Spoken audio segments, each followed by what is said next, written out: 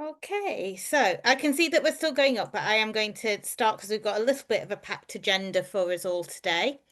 For those of you who haven't met me before, my name's Gemma Westwood. I'm a senior digital education developer for the assessment team at the University of Birmingham, and I'm also one of the co-chairs for the Alt Digital Assessment SIG. We've got some other SIG members on the call today as well. In particular, we've got Helen, who's also another one of our co-chairs, and she'll be leading our brainstorming activity after our presentations as well. Fingers crossed, if anyone's been in Padlet today, that Padlet will be working for us when we get to that point. Otherwise, it might be a very hastily put together Zoom whiteboard if we need it. So thank you for joining this, our fourth webinar, which is on staff training in using digital assessment tools. And just a little bit of housekeeping before we start. So Alt have recently moved across to Zoom. So previously some of our webinars were in Class Collaborate. If you've not used Zoom before, all of your collaboration tools are across the bottom of the Zoom screen. You can use the reactions and the chat thread from there. Any questions as you're going along, please pop those into the chat thread with a Q and the name of the presenter or presenters so that we can find them when we come to our question section at the very end after all of the presenters have presented.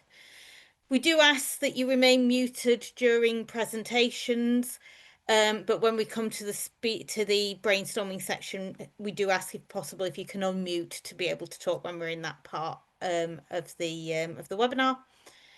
And if when you are in that section, if you do want to verbally ask a question, or when we're in the questions and you want to do that, please do raise your hand so we can just track who's next in turn order.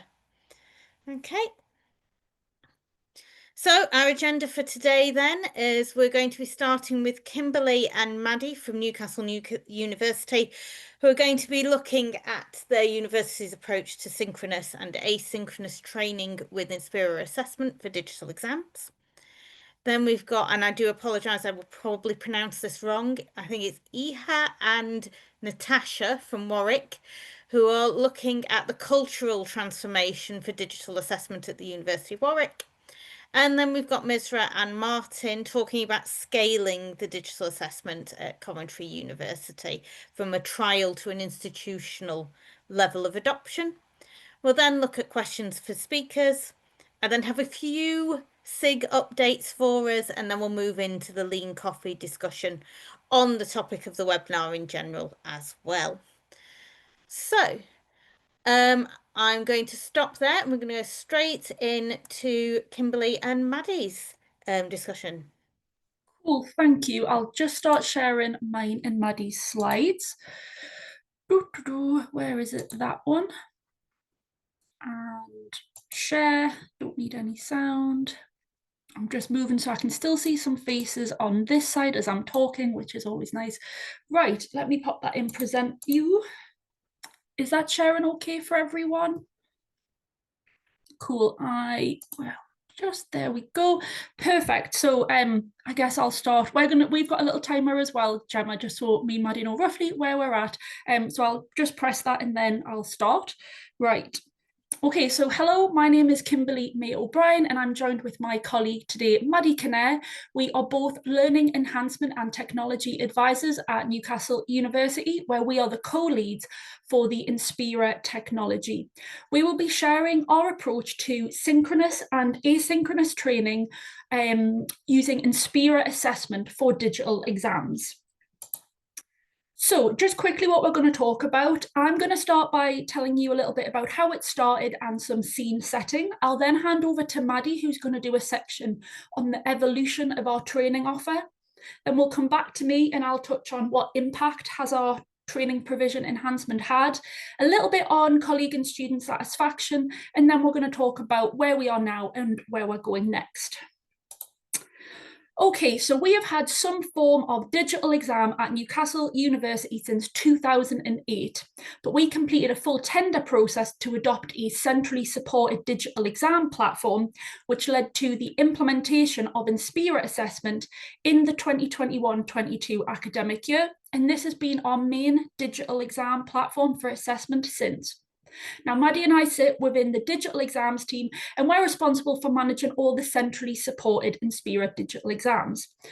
The implementation of a new system and the growth of said system required an initial training offer to be designed and rolled out.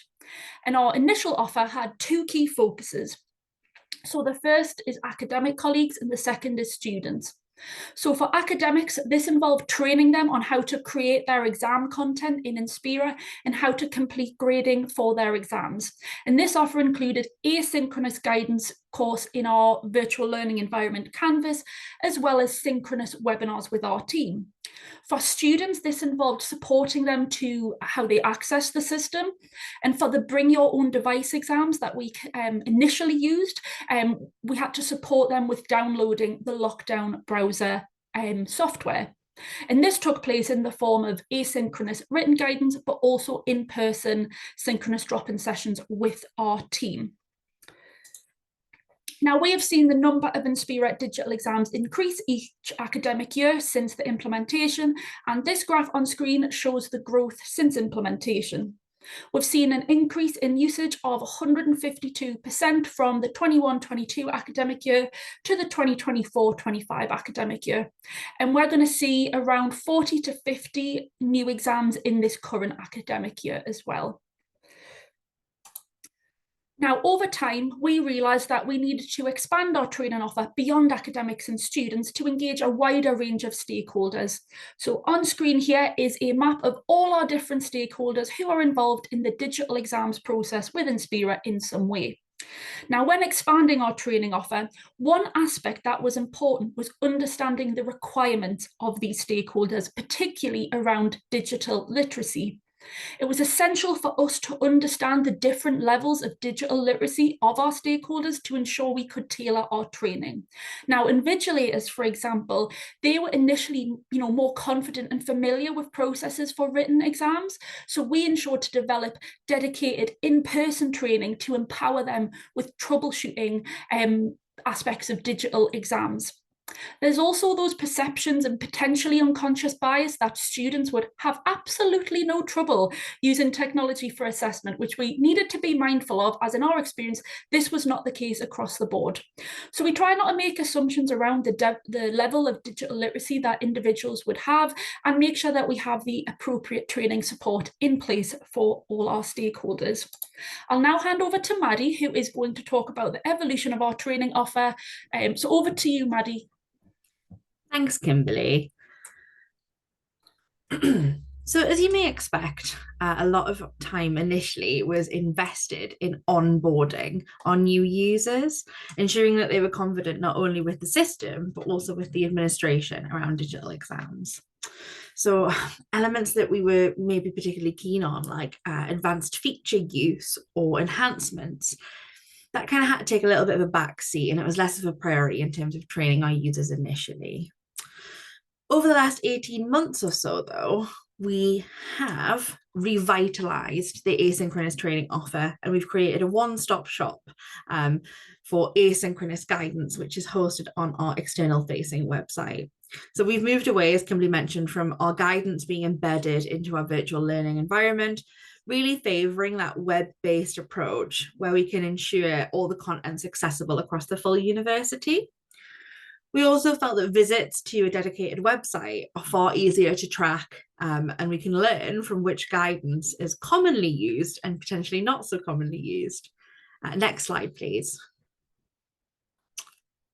Okay, so here's a video of our external facing website, an example of one of our blog posts on the right-hand side, which is featuring something relating to our university's learning and teaching blog. And at the very top, an image, it's quite small, but it is there, a dedicated creation, which is for our invigilators, and it's a process map around troubleshooting for live digital exams. We're also consistent in our updates to keep our users engaged. For example, our blog posts are always monthly as a minimum, and our website is updated whenever new features are released and tested. Our website really has become the heart of our asynchronous training offer. And to aid those who perhaps aren't able to attend synchronous webinars, we captured the training content within bite-sized videos, which is accessed on our website. And I'm quite pleased to say we've had strong engagement with a fair few videos on our website, showing that there is an appetite for self-directed learning. For Inspira assessment itself, we broke it into sort of two main areas, one being authoring the exam content and another being marking. And in terms of the usage of the videos, in one academic year, we saw a raise of 207% of colleagues accessing authoring videos and 109% up accessing marking videos. So it does show the demand. Next slide, please, Kimberly. Thank you. Okay, so the graphic in front of you, we did create this deliberately because as we onboarded more module teams, and we saw users grow, we wanted to ensure that they understood our timelines. So we created this visual graphic as depicted, and it's really meant to showcase the timelines, but also the stages involved with the process of setting up a digital exam.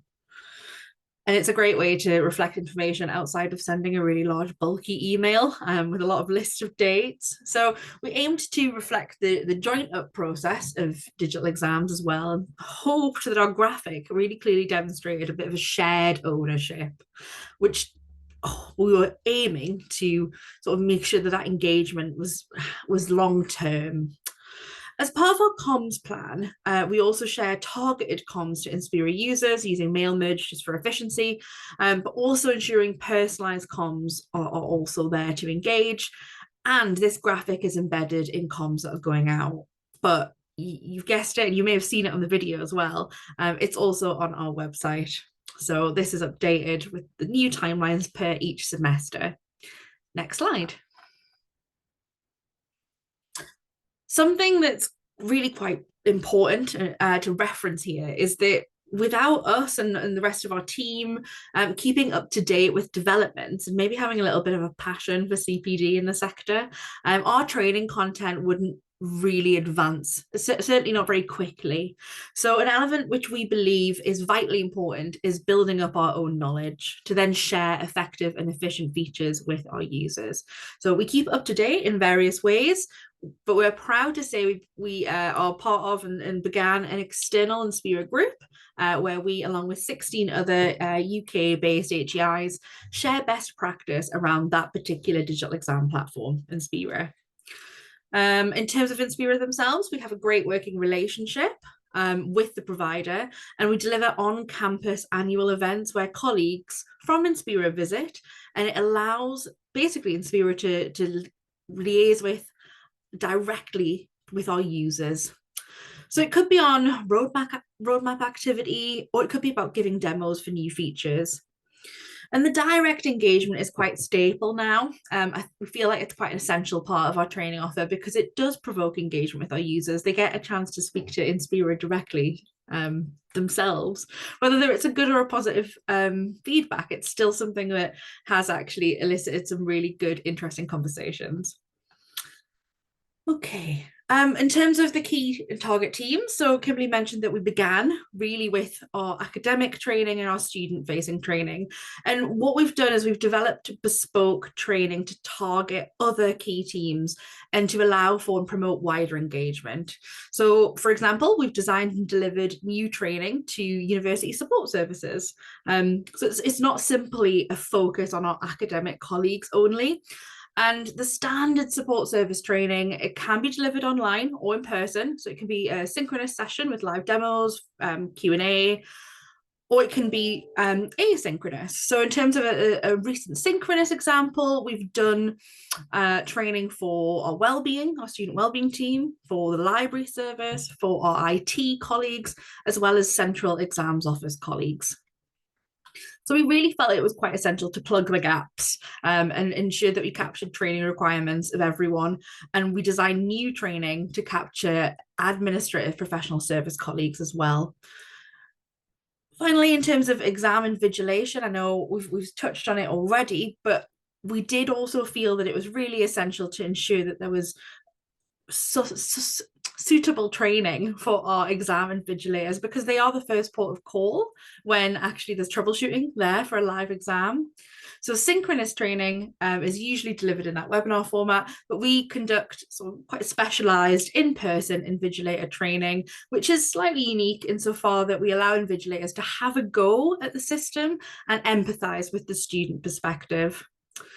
Final note from me, in terms of training and continuing to advance, we do request and act upon feedback. So we continually review our training and our training offer, and it does act as a driver so that digital exams is known as an excellent service, supportive to our academics, so they can create the most applicable exam content and also efficient to rapidly support students when and if troubleshooting is required.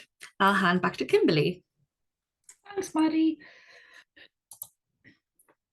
Okay, so we thought we'd just take a moment as well to discuss the impact of our training approach. So we have been able to empower users to further develop their exam content and their usage of the Inspira system. We have seen a reduction in queries as well as increased autonomy in our users. So module teams are even setting up their own formative exams as a result, enabled through their familiarity with the system, asynchronous support, and also opportunities for us to check and provide formative feedback on their exam setup, so that they can continue to develop. Our School of Dentistry also deliver their own Inspira exams themselves now as a result of training and being able to support them. And we even have an overseas campus supporting the delivery of their own exams happening in a completely different time zone. We're also seeing examples of authentic assessment, which really celebrates the achievement of using digital exams. One example here is utilizing videos.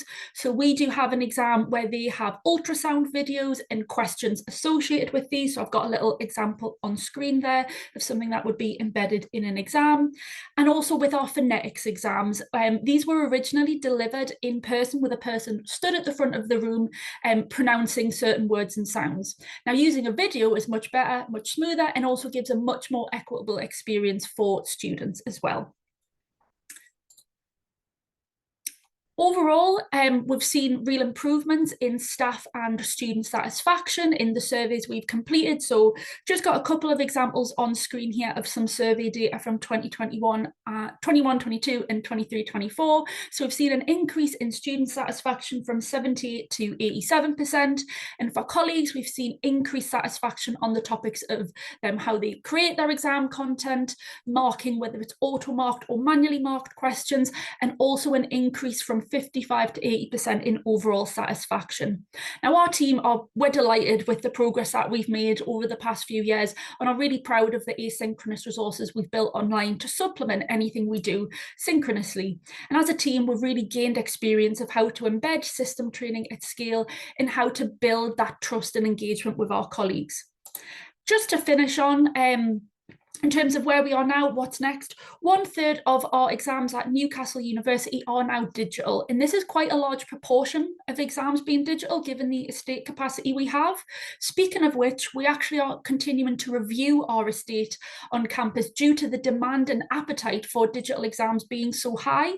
Currently, we don't have the estate or capacity in our team to actually host as many that we have demand. So currently we're having to review all new digital exam requests case by case, where we approach the Dean of Digital Education.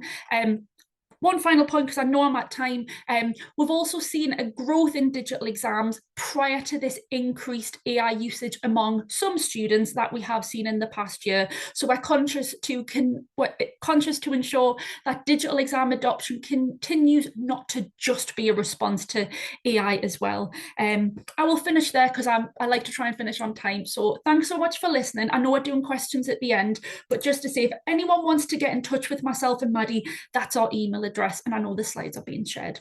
So I'll stop sharing. Thanks so much. Yeah, brilliant. Thank you both. I can see we've already got some good questions coming in. So if there are any more that people think of as you're listening to the other presentations, please do just pop them into the chat thread, pop a Q at the start of them, and then the presenter's name so that we can easily identify them when we come to the end. So yes, thank you. Thank you for that. And I'm going to quite swiftly move on. So I'll just share my screen for this one. Um, Go.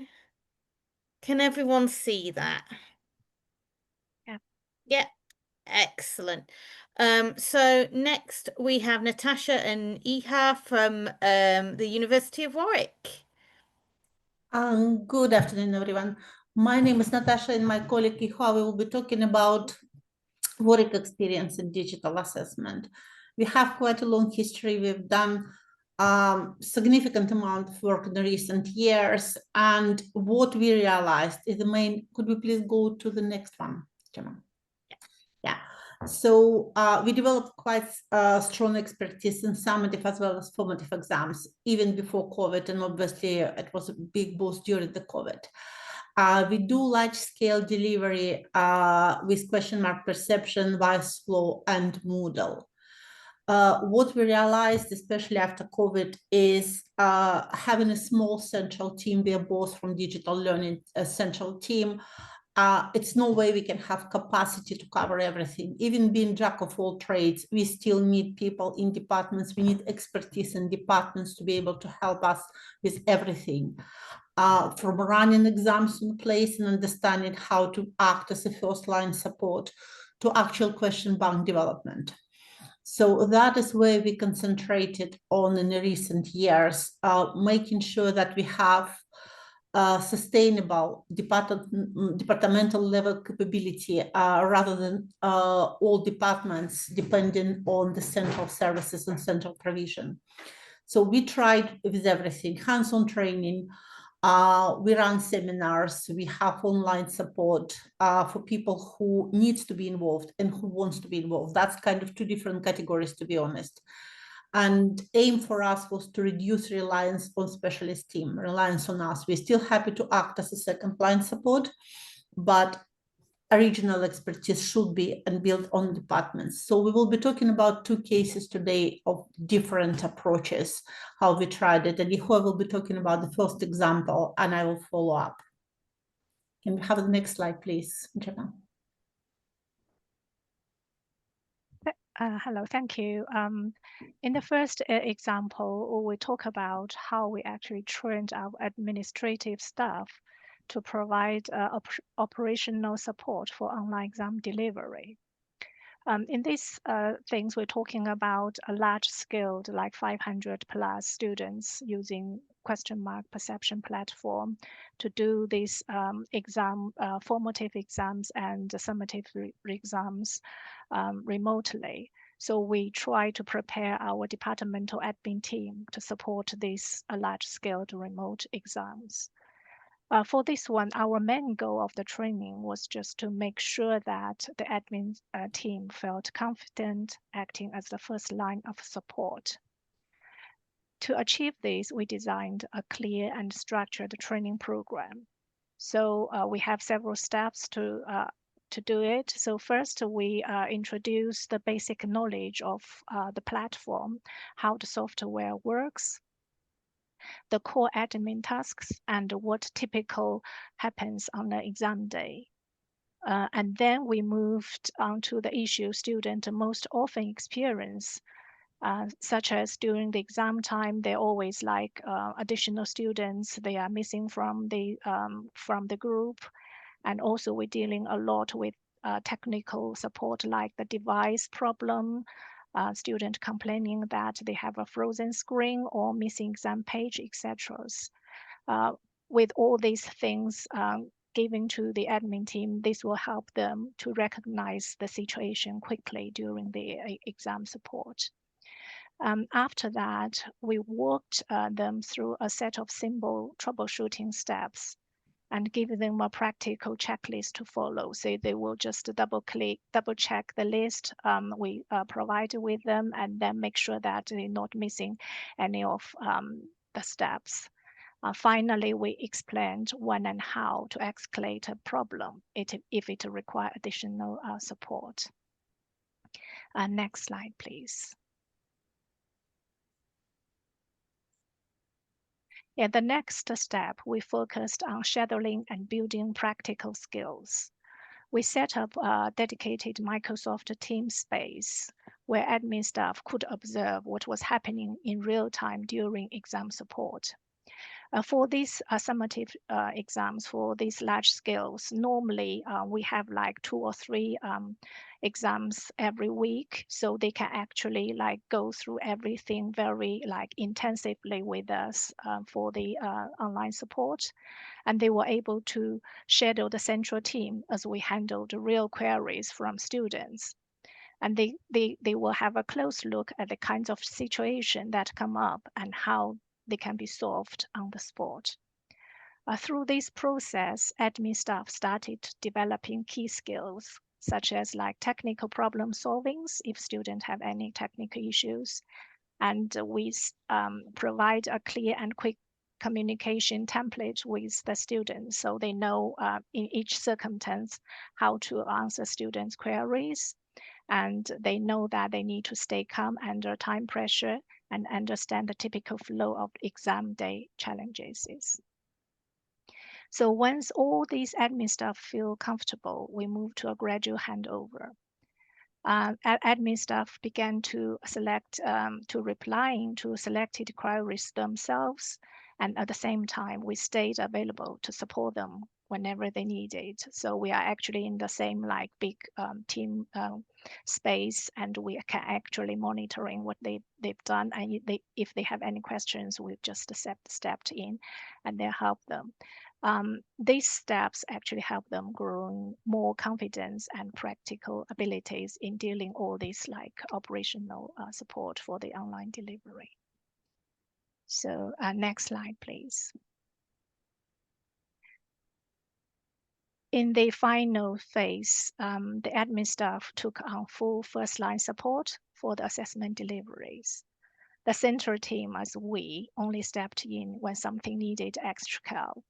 So before that, when we didn't introduce this module, we normally have 2 or 3 people on the call all the time on the help desk.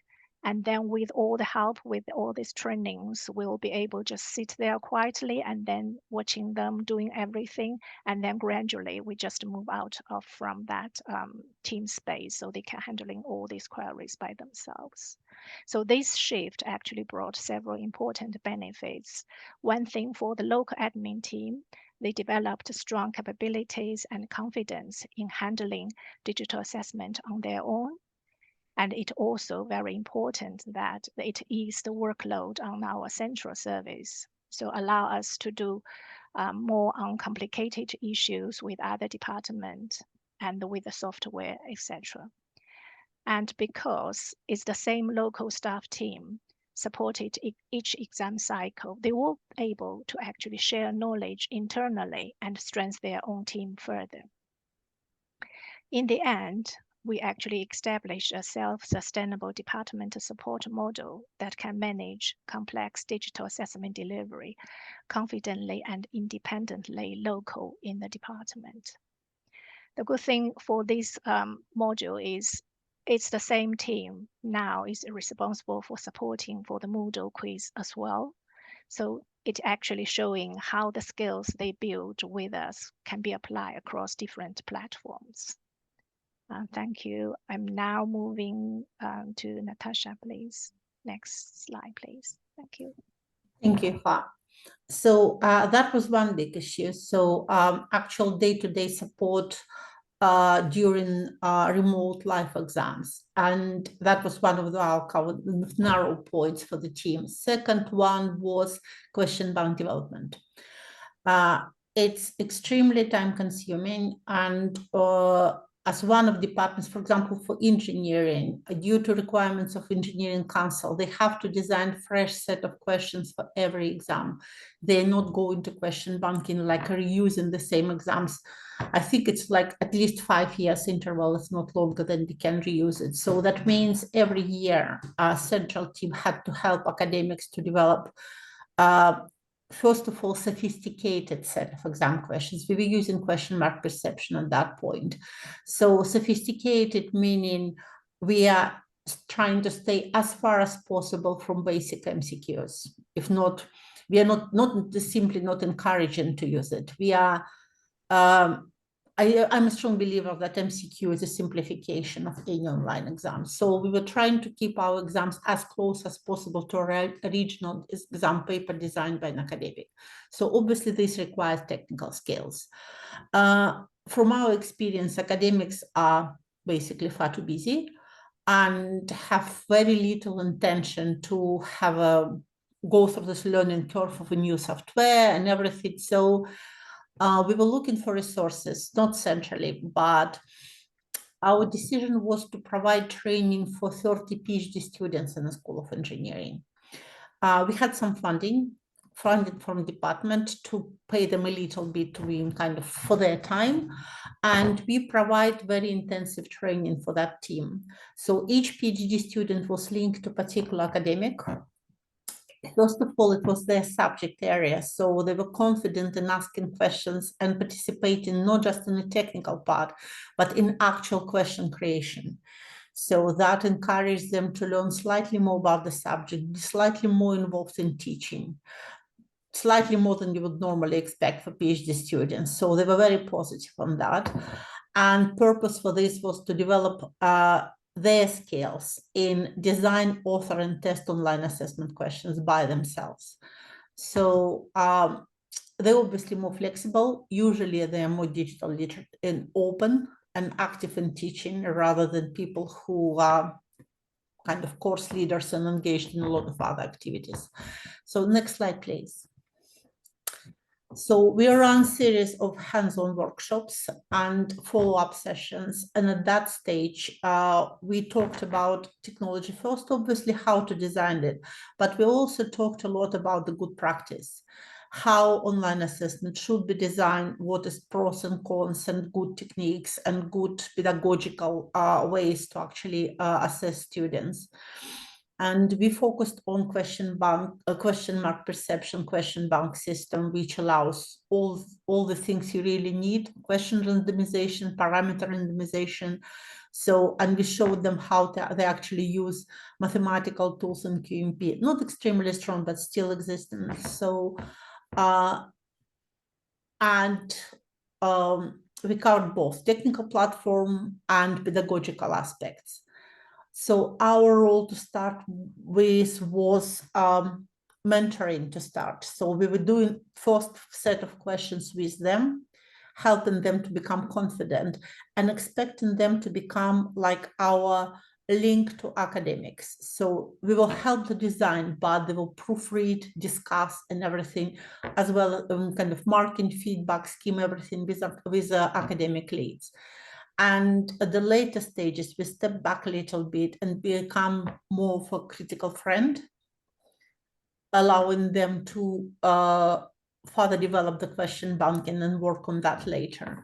So next slide, please. It's obviously helped with accelerated development of high quality question banks. It's improved collaboration between academics, staff, and PhD students. And students, we had a very positive feedback from PhD students who were saying, now I understand how teaching works. I'm being involved. Obviously, it was good for their CV, but even for personal development, it was very good because they were feeling that they are actual part of teaching process. It enhanced departmental capacity in digital assessment practice. And unfortunately, like any good thing, it has some limitations. PhD students are on short-term contracts.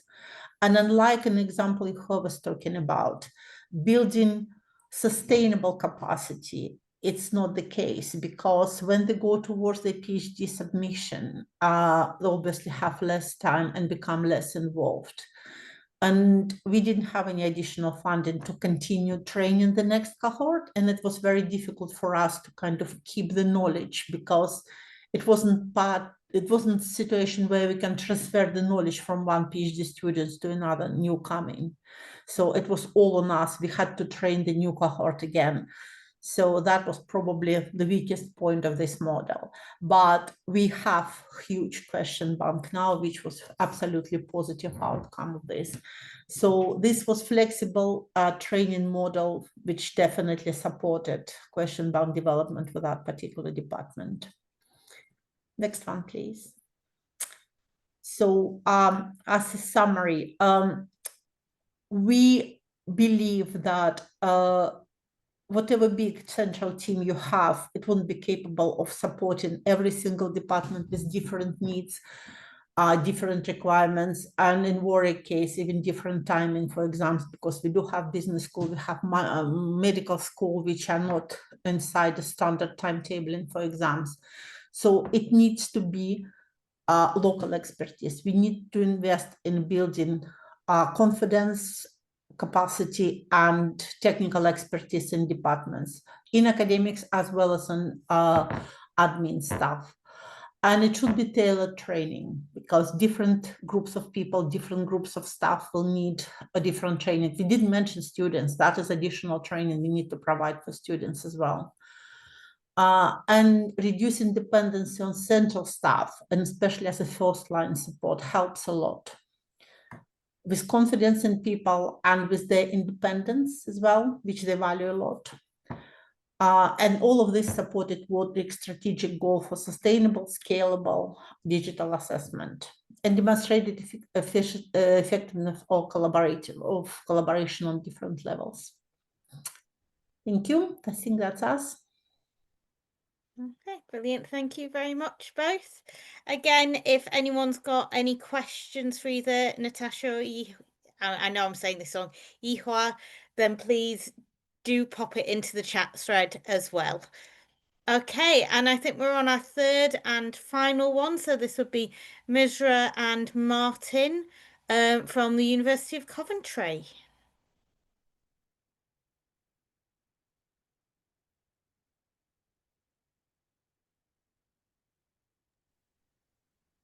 Am I sharing the screen? Yes, you are. Okay, right. Thank you. Thank you, Gemma. Hello, everyone. I'm Misra Mohammed, an academic developer, and I'm here with Martin Jenkins, the academic developer lead. And we are from Academic Enhancement and Professional Development team at Coventry University.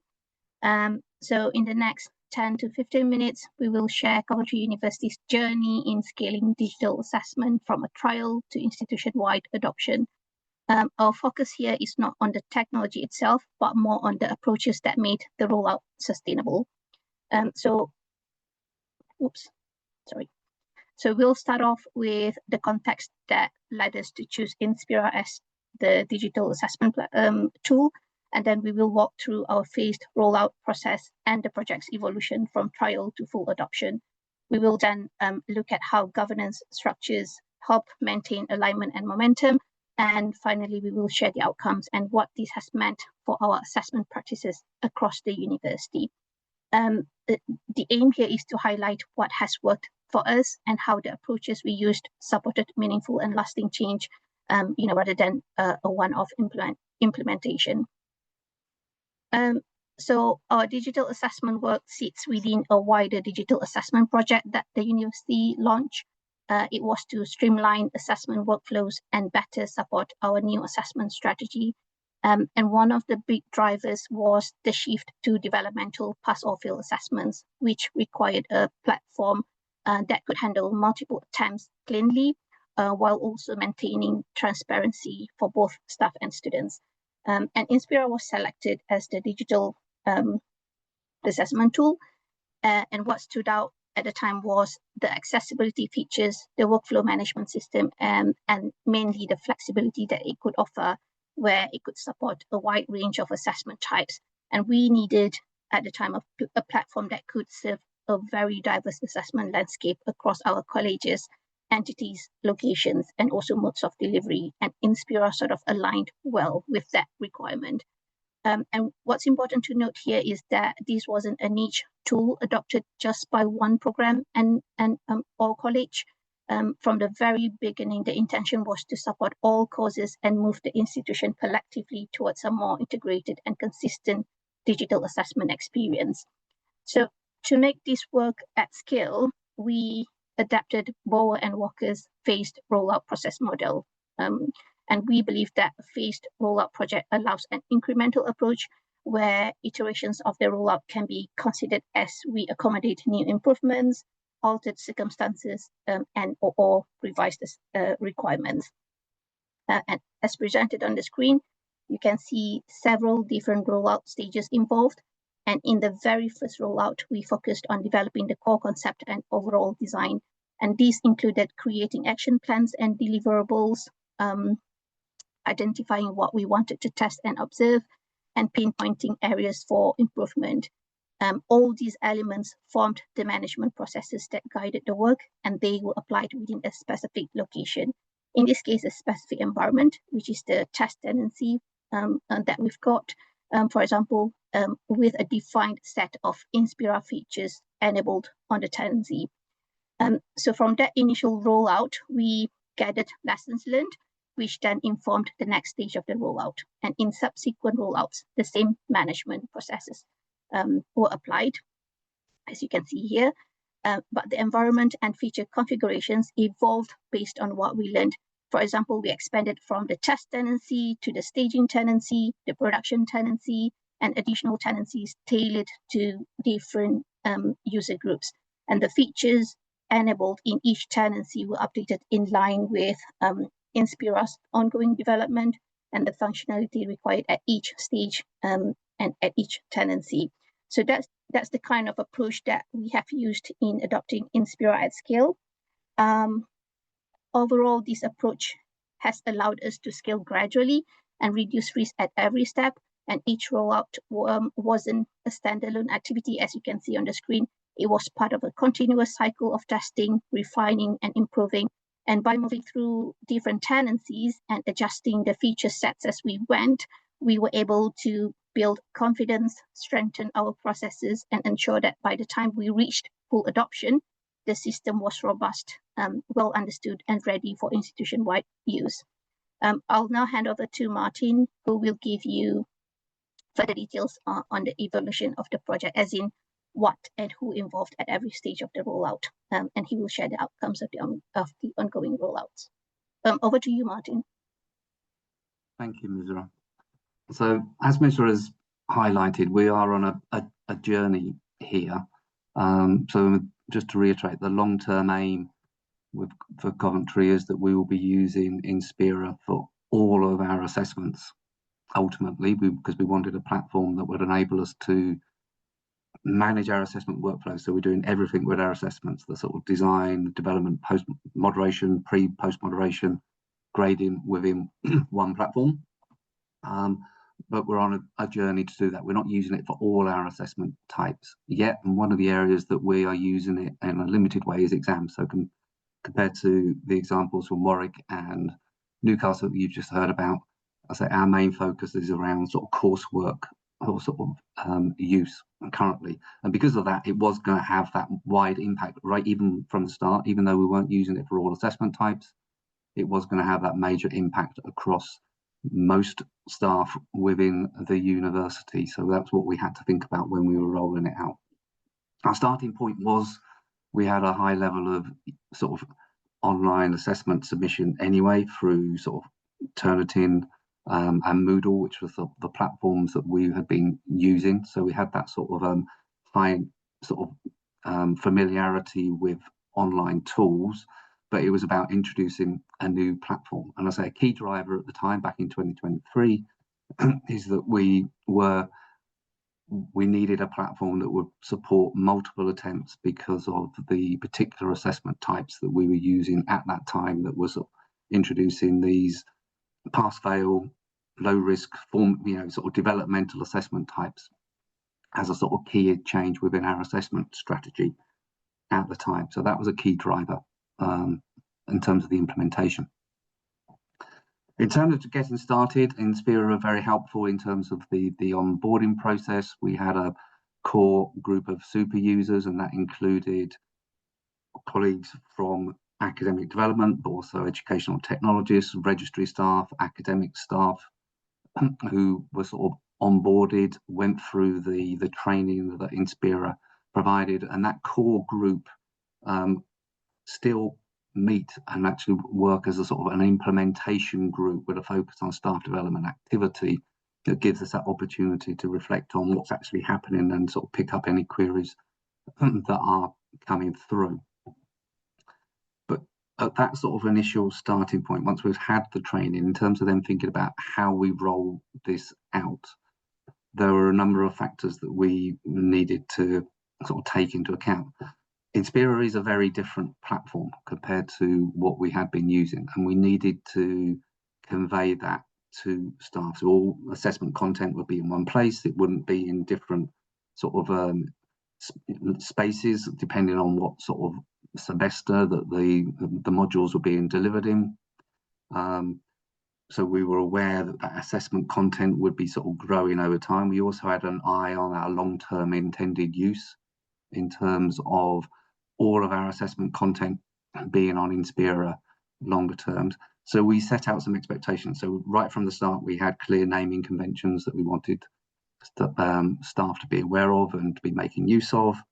We wanted them to be aware of how they would be, the space would be organized when we were setting those up, as well as obviously needing to learn the platform. Because of that, we made it mandatory that staff needed to undertake training before we would add them to the platform. So that sort of set ourselves a sort of quite a high demand in terms of the training that we would be providing over that initial period. And academic year 2023-24 was a sort of transition period where we were getting people onto the platform with a view to that Inspira would be switched on fully from September 2024, when we'd sort of turn on Inspira fully. Longer term, as I say, we will then be looking at other assessment types. So we're in that sort of stage now where we are starting to evolve the assessment types that we are using, and that's having an impact on the training that we are providing, because also the nature of the rollout that we've done in terms of that focus on requiring all staff to go through training before they get onto the platform obviously means that a lot of staff have gone through that in the institution, and we need to think about the mechanisms for doing that. Alongside that synchronous training that we're providing, that we're requiring staff to do, we've also developed online resources. And picking up the issues that I've noticed in the sort of chat, the focus for that was very much around how does Coventry do things. It wasn't about replicating the resources that Inspira's got, because there's a great set of resources on the sort of help center that sort of show you how to actually use the tool, but it was more about conveying the expectations about how we use things and what our processes are, and how, and providing that sort of local context to guide people as we go through.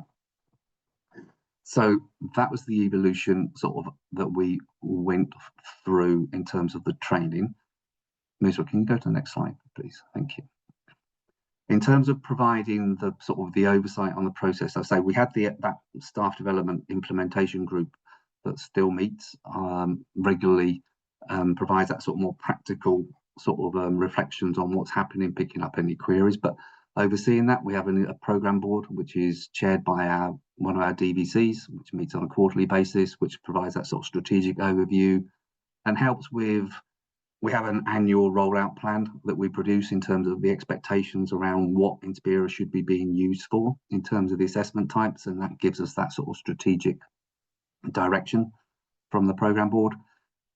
Excuse me. And then we have a monthly project group that picks up the more sort of practical implementation issues, and we have representations, let's say, from across the university and from Inspira on both the program and the project groups.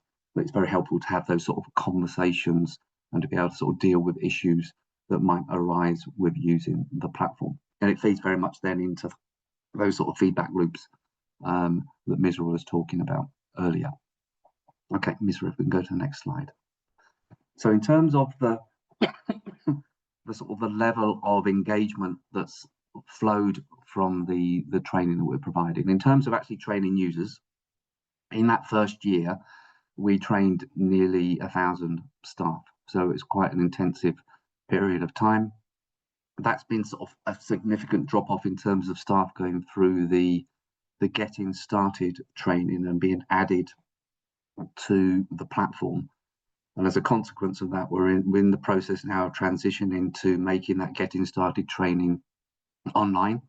Because the issue that we now have is that we've reduced the frequency of those sessions, but we have staff who pop up and need access quite quickly, and that sets expectations for having sort of a one-to-one support. So it's about trying to make these things as manageable as possible.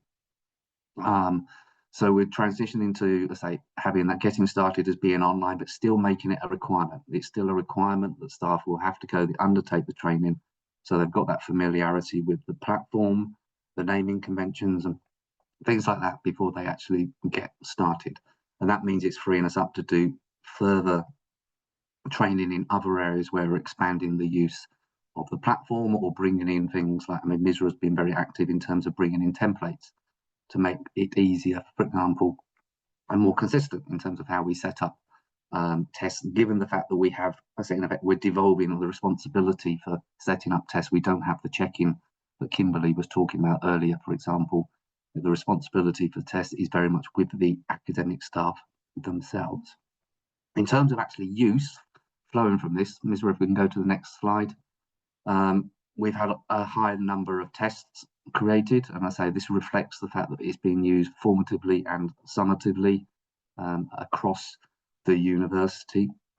And in terms of student submissions, if we can go to the next slide, we've actually, I say, last academic year, 24-25, we had over 100,000 student submissions on the platform, which gives an indication, I say, of that volume of use that's generated from this.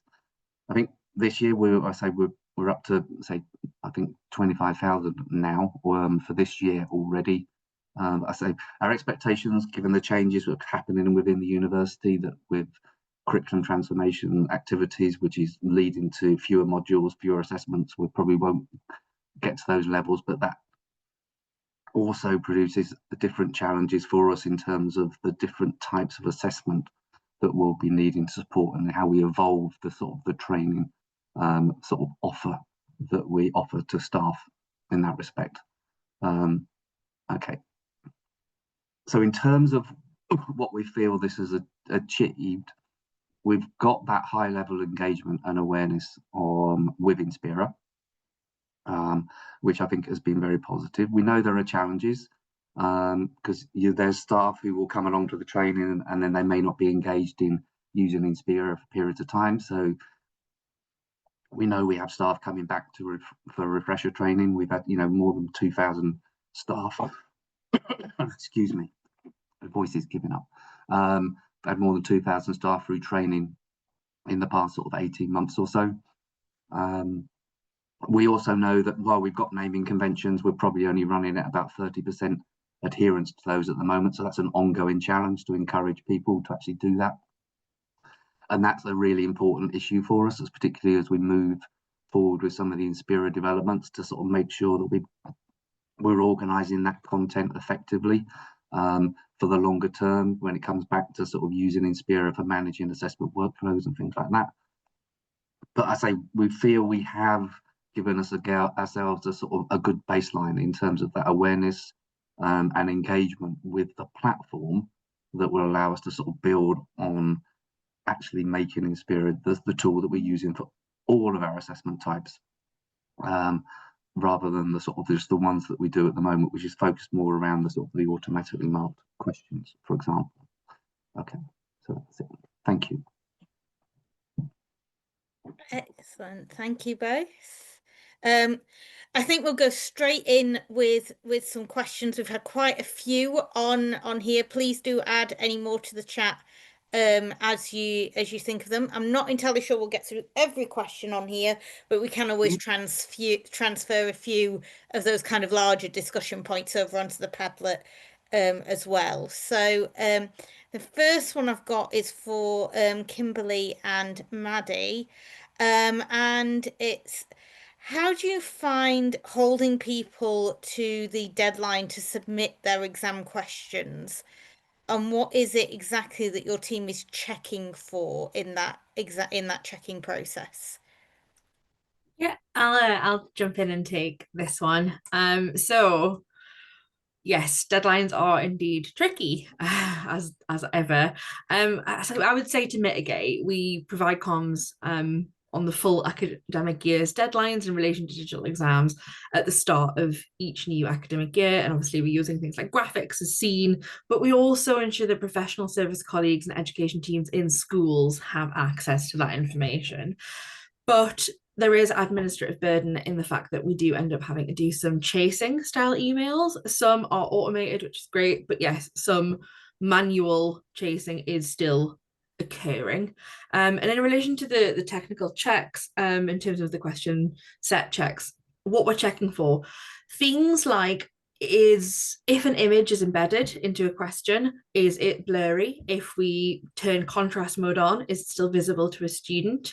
Has a mark been assigned to a question, or has it been accidentally changed to 0? Because after the fact, after the exam's run, we can't do anything about it. So we do a few of what we say is technical checks. We're not obviously not content experts across the entire topic and disciplines of the full uni. It really is just, does it align with what we expect on the system? In terms of timeframes, so we'll do some question set checks, and as I say, that technical checking, usually it'll be expected to be conducted sort of mid-November to the start of December. It does take a couple of weeks because of the number of exams we're running, and then December up until the Christmas break, that's when we, the digital exams team, are completing exam setup. So at Newcastle, we actually do our virtual learning environment Canvas assignment point, and then an Inspira exam point. So we do a lot of setup, which isn't based in schools, it's based with our team. So we might have slightly different SLAs to some other users. But for ad hocs, I can give you very defined numbers. For ad hocs, we would ask for notification of the exam 4 weeks prior, and then question set, technical check / exam setup 3 weeks prior. Okay, brilliant, thank you. I'm just going to scroll down a bit to see if I can try and get one for every group.